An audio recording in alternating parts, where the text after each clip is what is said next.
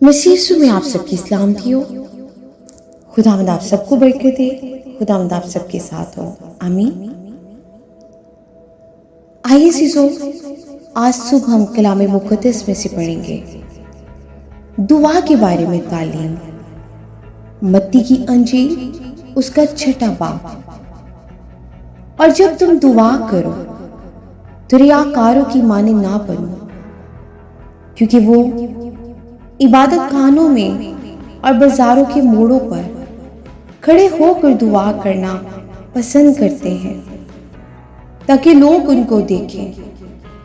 मैं तुमसे सच कहता हूं कि वो अपना अजर पा चुके।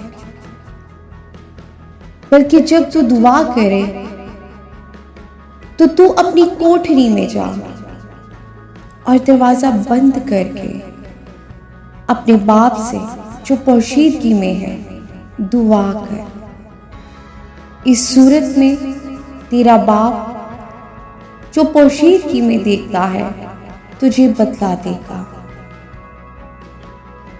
और दुआ करते वक्त गैर कौमों के लोगों की तरह बक बक ना करो, क्योंकि वो समझते हैं कि हमारे बहुत बोलने के सबब से हमारी सुनी जाएगी। बस उनकी माने ना बनो, क्योंकि तुम्हारा बाप तुम्हारे मांगने से पहले ही जानता है कि तुम किन किन चीजों के मुताज हो। आमीन। खुदावंद के जिंदा पाक कलाम के पढ़े और सुने जाने में उसकी बरकत हो। खुदावंद का शुक्र हो।